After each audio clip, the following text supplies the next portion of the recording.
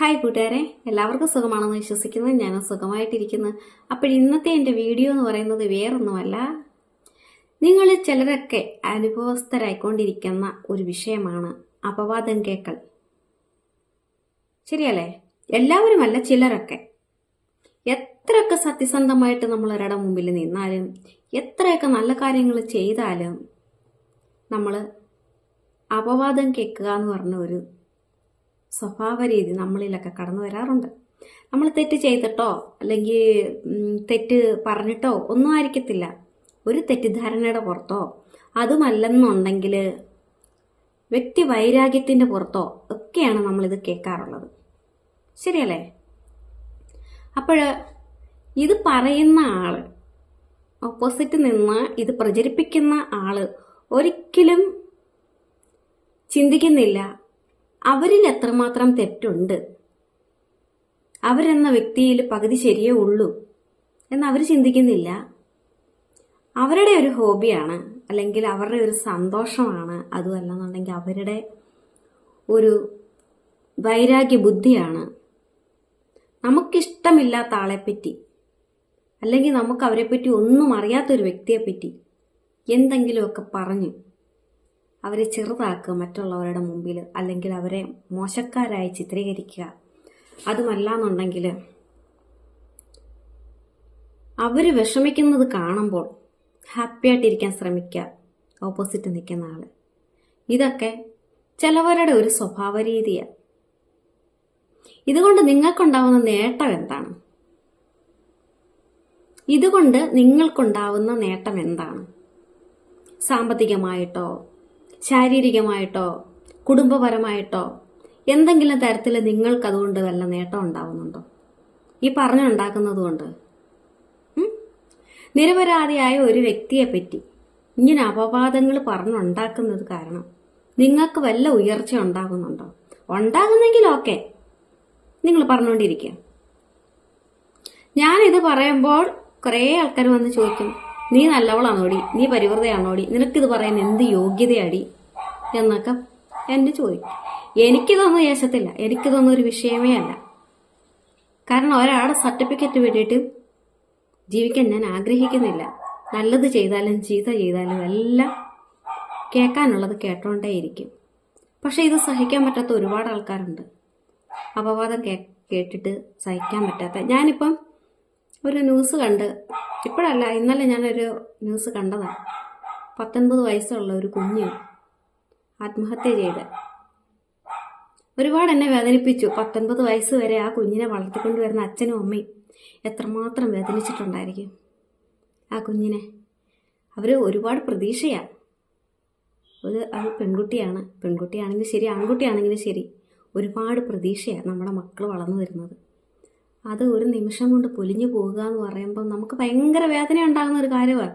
വേദനയെന്നല്ല, നമ്മളെ ഇല്ലാണ്ടായി പോവുക അവിടെ. അച്ഛനമ്മമാർക്കറിയാം മക്കൾ നഷ്ടപ്പെടുന്നതിൻ്റെ വേദന. ഒരു അപവാദം കേൾക്കലാണ്, ഒരു അപവാദം പറഞ്ഞുണ്ടാക്കലാണ് ആ കുട്ടി അത് ചെയ്യാൻ, ആ കുട്ടിയെ പ്രേരിപ്പിച്ചത്. 19 വയസ്സ് മാത്രമുള്ള ഒരു കുഞ്ഞ് അത്രയും മുതിർന്ന ഒരു സ്ത്രീയിൽ നിന്ന്,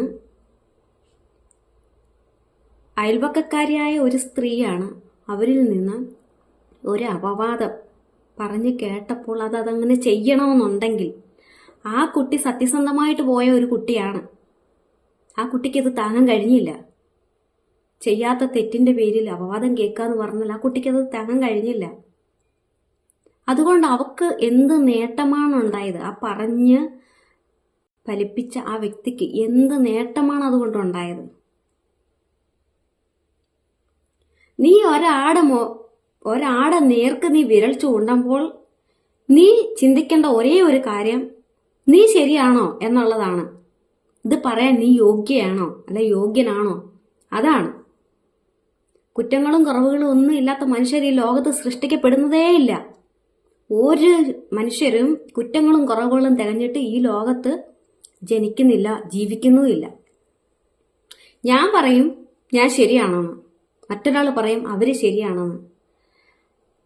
ഞാൻ ശരിയാ, മറ്റൊരാൾക്ക് അവര് ശരിയാ. പക്ഷെ എനിക്ക് മാത്രമാ ശരി. മറ്റൊരാൾക്ക് ഞാൻ പകുതി തെറ്റാണ്. എൻ്റെ കാഴ്ചപ്പാടിൽ മാത്രമാണ് ഞാൻ ശരിയാവുന്നത്. മറ്റൊരാളുടെ കാഴ്ചപ്പാടിൽ ഞാൻ പകുതി ശരിയും പകുതി തെറ്റുമാണ്. ലോകമേ അതാണ്. പക്ഷേ ചെയ്യാത്ത കുറ്റങ്ങളും പറയാത്ത കാര്യങ്ങളും പറഞ്ഞുണ്ടാക്കി ഒരാളുടെ ജീവനെയും ജീവിതത്തെയും ഒക്കെ തകർത്തടിക്കുക എന്ന് പറഞ്ഞു കഴിഞ്ഞാൽ ഇതുകൊണ്ട് ഈ പറഞ്ഞവർക്ക് എന്ത് നേട്ടമാണ് ഉണ്ടാകാൻ പോകുന്നത്? ഞാനായാലും ശരി, വേറൊരാളായാലും ശരി, ആരായാലും ശരി, നാട്ടിലായാലും സോഷ്യൽ മീഡിയയിലായാലും എവിടെ ആയാലും നമ്മുടെ കുടുംബത്തായാലും ശരി, എന്തിനു വേണ്ടിയിട്ടാണ് ഒരാളെ പറ്റി അപവാദങ്ങൾ പറഞ്ഞുണ്ടാക്കുന്നത്? എനിക്ക് ഇന്നലെ ആ ന്യൂസ് കണ്ടപ്പോൾ, അത് എന്ന് നടന്ന ന്യൂസാണെന്നൊന്നും ഞാൻ ശ്രദ്ധിക്കാൻ പോയില്ല, പക്ഷെ അത് കണ്ടപ്പോൾ ഞാനും ഒരമ്മയാണ്, ഹൃദയം തകർന്നു പോയി. ഞാൻ കാമുകന്മാരെ, കുഞ്ഞു പിള്ളേരൊക്കെ പ്രണയത്തിനകത്ത് അഡിക്റ്റായിട്ട് ആത്മഹത്യ ചെയ്യുന്നൊക്കെ ഒത്തിരി വീഡിയോസ് കണ്ടിട്ടുണ്ട്. പക്ഷെ ഒരു അപവാദത്തിൻ്റെ പേരിൽ ഒരു കുഞ്ഞിത് ചെയ്തത് അതെനിക്കൊരു വലിയൊരു വിഷമമായിപ്പോയി. അപ്പോൾ അത് ഇതുപോലെ പറഞ്ഞുണ്ടാക്കുന്ന ഒരുപാട് ആൾക്കാരുണ്ട്. ഒരുപാട് ആൾക്കാർ ഇതുപോലെ പറഞ്ഞുണ്ടാക്കുന്നവരുണ്ട്. ഇത് പറയാതിരിക്കാൻ എനിക്ക് തോന്നിയില്ല. ദൈവത്തെ ഓർത്ത് നിങ്ങളിൽ ശരിയില്ല, നിങ്ങളിൽ പൂർണ്ണമായിട്ടൊരു ശരിയില്ല, നിങ്ങളിൽ പൂർണ്ണമായിട്ടൊരു തെറ്റുമില്ല. രണ്ടും അടങ്ങുന്നതാണ് നിങ്ങൾ.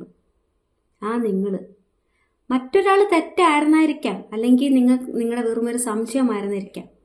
എന്തിനത് അവരുടെ നേരെ വിരൽ ചൂണ്ടി അത് പ്രചരിപ്പിക്കുന്നു? അങ്ങനെയുള്ള ദുഷ്പ്രവർത്തികൾ നിങ്ങളൊക്കെ ഒന്ന് ഒഴിവാക്കരുതോ? എന്തിനു വേണ്ടി ഒരാളെ മോശക്കാരായിട്ടോ അല്ലെങ്കിൽ ഒരാളെ വേദനിപ്പിക്കുന്ന തരത്തിലോ സംസാരിക്കോ ഒരു കമന്റ് ഇടുകയോ ചെയ്യേണ്ട ആവശ്യം എന്തിനു വേണ്ടിയിട്ടാ? കുറച്ച് അവർ നാണം കെടുവായിരിക്കും, അത്രയേ ഉള്ളൂ. അല്ലെങ്കിൽ കുറച്ച് അവരിരുന്ന് കരയുമായിരിക്കും. പക്ഷെ നിങ്ങൾക്ക് അതുകൊണ്ട് എന്താ നേട്ടം ഉണ്ടാവുന്നത്? ആ ആളെ മോശക്കാരാക്കിയിട്ടെന്ന് പറഞ്ഞിട്ട് നിങ്ങൾക്ക് സന്തോഷമാണോ കിട്ടുന്നത്?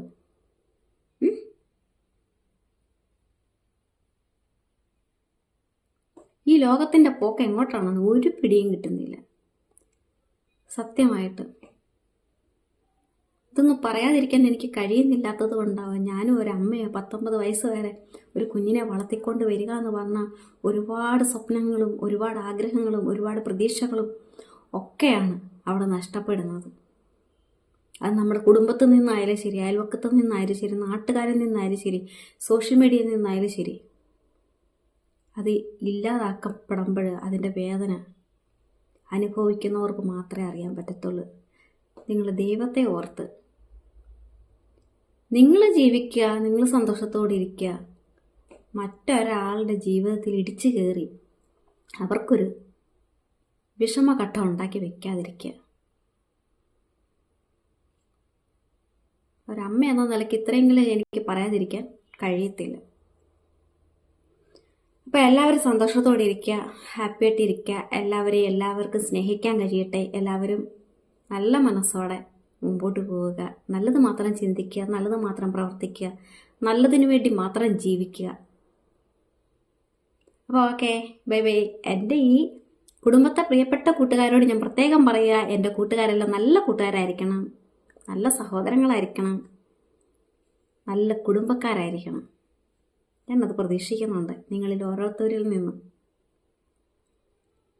അപ്പോൾ ഓക്കെ, ബൈ ബൈ. നല്ലൊരു വീഡിയോ ആയിട്ട് അടുത്ത ദിവസം വരാം.